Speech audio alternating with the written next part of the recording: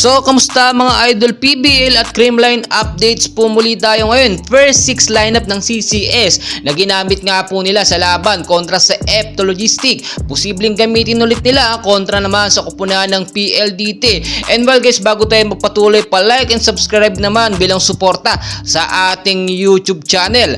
And well guys, still undefeated pa rin ang Creamline at hindi pa sila talaga natatalo. At nakita natin sa huling langing laban nila kontra sa F2 ay napakaganda po ng ginawang strategy or first 6 lineup nga po ng CCS, which is naging effective talaga.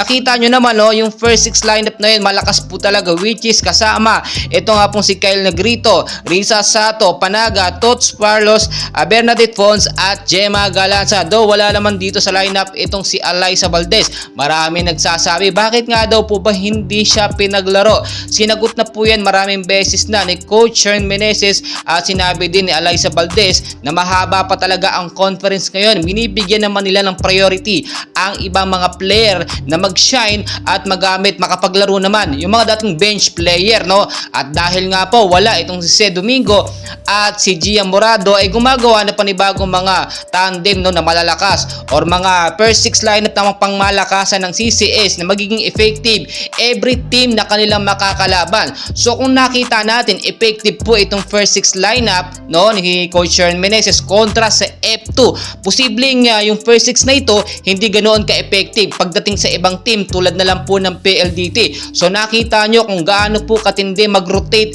at talagang mag-shuffle, no, mag-ayos ng mga line-up itong si Coach Sherwin Meneses. Napakamatalino po talaga.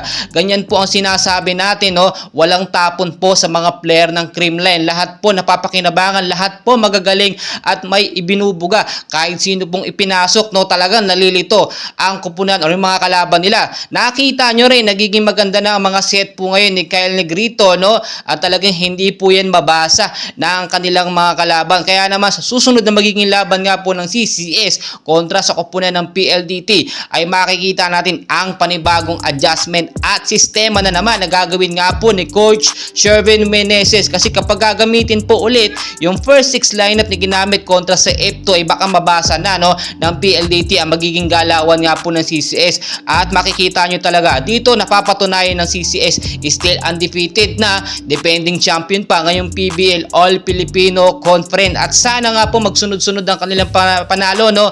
At ito rin po, may nagtatanong din sa atin ng ilang mga fans ng CCS, kaya daw po ba hindi pinaglalaro? Ay posible nga daw po bang umalis sa Creamline at maglaro sa ibang bansa? Well guys, hindi na po yan gagawin pa ni Alyssa Valdez, bagkos nakapokus na lamang po siya dito sa Pilipinas sa Creamline Cool Smashers. Dahil kung matatandaan po ninyo, talaga nagkaroon ng matinding pagsubok or na-injury, na dengue pa nga itong si Alyssa Valdez. Hindi niya iisipin maglaro sa ibang bansa, no.